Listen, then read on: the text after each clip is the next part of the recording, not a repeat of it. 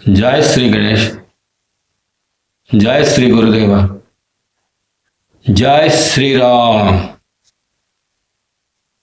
अखंड अद्वैत रूपाय निर्गुणाय गुणात्मने कृष्णाय पद्मपत्र नेत्राय गोविंदाय नमः।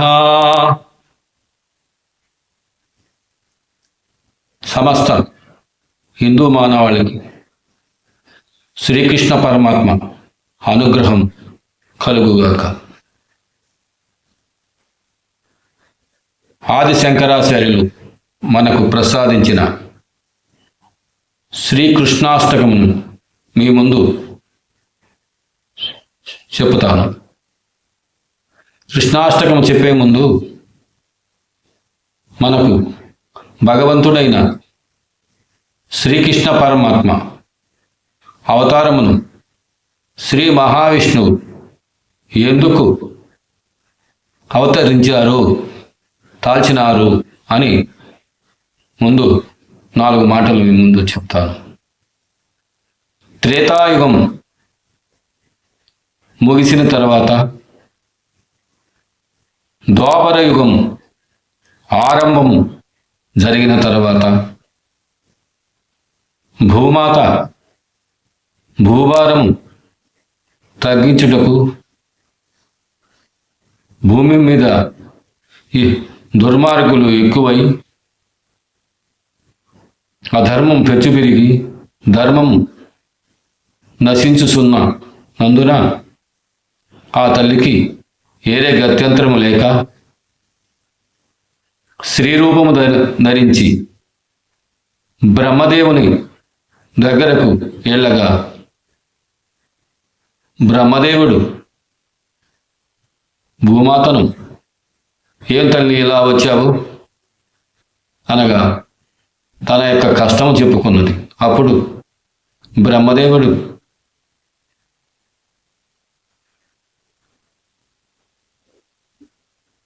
మరియు దేవతలందరూ కలిసి నీ కష్టము మేము ఏం తీర్చలేము, అందరికీ పెద్దయిన భగవంతుడైన శ్రీ మహావిష్ణువు అమ్మ శ్రీ మహాలక్ష్మి దగ్గర వైకుంఠం వెళుదాము, అక్కడ ఈ సమస్యకు శ్రీ మహావిష్ణువు అమ్మవారి ఒక పరిష్కారం చూపుతారని బ్రహ్మదేవుడు చెప్పగా బ్రహ్మదేవుడు గోమాత భూమాత మరియు సమస్త దేవతలు వైకుంఠము వెళ్ళి శ్రీ మహావిష్ణువును అమ్మవారి శ్రీ మహాలక్ష్మిని ప్రార్థింపగా స్వామివారు భూమి మీద నేను మరియు అమ్మవారు అవతరించుటకు ముందు దేవతలందరూ భూమి మీద గోపాలురుగా గోపికా కాంతులుగా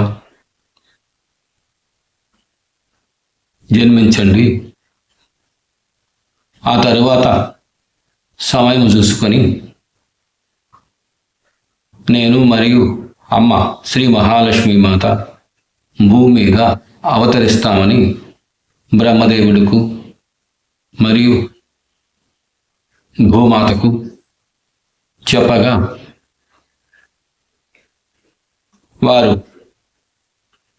కోరిన విధముగా శ్రీ మహావిష్ణువు కోరిన విధముగా భూమి మీద దేవతలందరూ యదువంశంలో గోపాలురు గోపికలుగా జన్మించారు। ఒక శుభ సమయమున శ్రీ మహావిష్ణువు దేవకి వసుదేవులు యొక్క దంపతులకు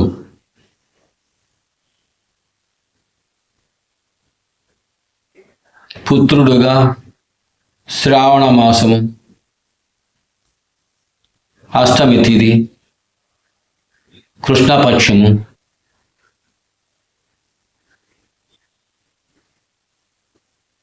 రోజున శ్రీ మహావిష్ణువు వారికి పుత్రుడుగా జన్మించారు. అలా శ్రీ మహావిష్ణువు భూమి మీద భూమాత యొక్క కోరిక మీద పుత్రుడుగా జన్మించారు. కావున శ్రీ ఆది శంకరాచార్యులు పాదశరణాలకు, శ్రీకృష్ణ పరమాత్మ పాదశరణాలకు సమస్త మానవాళి తరపున, నా తరపున సహస్ర ప్రణామములు సమర్పణమస్తు. మీకు శ్రీ ఆది శంకరాచార్యులు ప్రసాదించిన శ్రీకృష్ణాష్టకమును మీ ముందు చెప్పుచున్నాను. వసుదేవసుతం దేవం కంస శాణూరమర్ధనం దేవకి పరమానందం కృష్ణం వందే జగద్గురుం కృష్ణం వందే జగద్గురుం హతసి పుష్ప సంకాశం హారనూపరశోభితం రత్నకంకణకేయూరం కృష్ణం వందే జగద్గురుం కృష్ణం వందే జగద్గురుం కుటిలాలక సంయుక్తం పూర్ణచంద్ర నివాననం విలసత్కుండలధరం దేవం కృష్ణం వందే జగద్గురుం కృష్ణం వందే జగద్గురుం మందారగంధ సంయుక్తం చారుహాసం చతుర్భుజం బర్హి పించావసూడాంగం కృష్ణం వందే జగద్గురుం కృష్ణం వందే జగద్గురుం ఉత్ఫుల్ల పద్మపత్రాక్షం నీలజీమూత సన్నిభం యాదవానాం శిరోరత్నం కృష్ణం వందే జగద్గురుం కృష్ణం వందే జగద్గురుం రుక్మిణీకేలి సంయుక్తం పీతాంబర సుశోభితం అవాప్త తులసీగంధం కృష్ణం వందే జగద్గురుం కృష్ణం వందే జగద్గురుం గోపికానాం కుశద్వంద కుంకుమాంకితవక్షసం శ్రీనికేతం మహేశ్వాసం కృష్ణం వందే జగద్గురుం కృష్ణం వందే జగద్గురుం శ్రీవత్సాంకం మహోరస్కం వనమాలా విరాజితం శంఖచక్రధరం దేవం కృష్ణం వందే జగద్గురుం కృష్ణం వందే జగద్గురుం. ఫలం లేక ఫలశ్రుతి. కృష్ణాష్టకమిదం పుణ్యం ప్రాతరుద్రతాయః పఠే కోటి జన్మకృతం పాపం స్మరణేన వినశ్యతి కోటి జన్మకృతం పాపం స్మరణేన వినశ్యతి. శ్రీ ఆది శంకరాచార్యులు శ్రీ కృష్ణాష్టకం యొక్క ఫలము లేక ప్రతిఫలము పఠించిన వారికి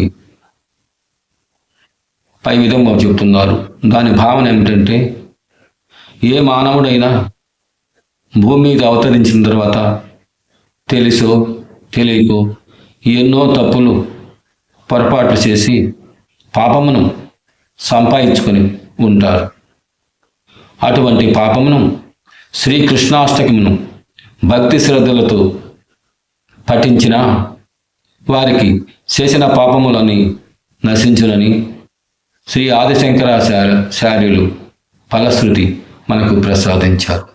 ప్రతి ఒక్కరూ శ్రీకృష్ణాష్టకమును భక్తి శ్రద్ధలతో కనీసం రోజుకు 2 పూటల ఉదయం సాయంకాలం పఠించి శ్రీకృష్ణ పరమాత్మ యొక్క అనుగ్రహము పొందుదురుగాక. మీకు శ్రీ వేదవ్యాస భగవానుడు ప్రసాదించిన అష్టాదశ పురాణములలో భాగవతంలోని వామనావతారంలోని ఒక పద్యమును మీ ముందు చెప్పుచున్నాను. వామనుడు అనగా శ్రీ మహావిష్ణువు శ్రీ కశ్య ప్రజాపతి అతిథి దంపతులకు జన్మించిన తరువాత ఆయన తల్లిదండ్రుల వద్ద సన్యాసం స్వీకరించి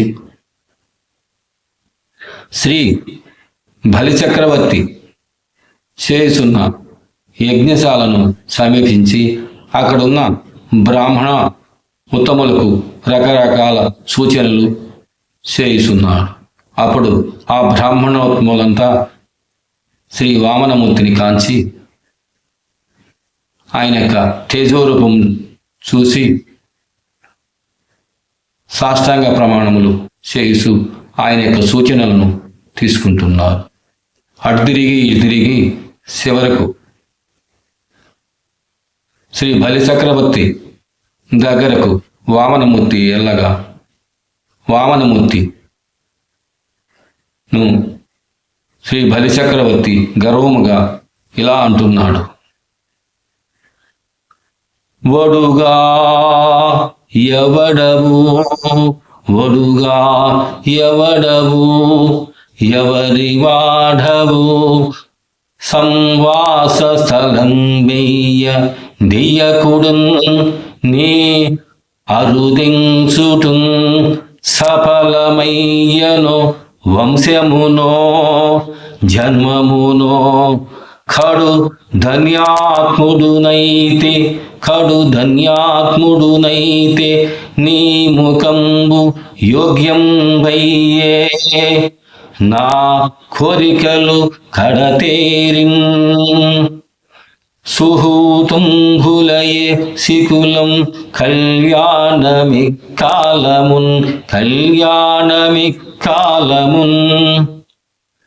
ఆ యొక్క పద్యమును తెలుగులో పోతనమాత్యులు మనకు ప్రసాదించారు. దాని భావన ఏంటంటే, ఓ బ్రాహ్మణోత్తమ, ఎక్కడి నుంచి వస్తున్నావు? ఏ ఊరు మీది? ఏ వంశము మీది?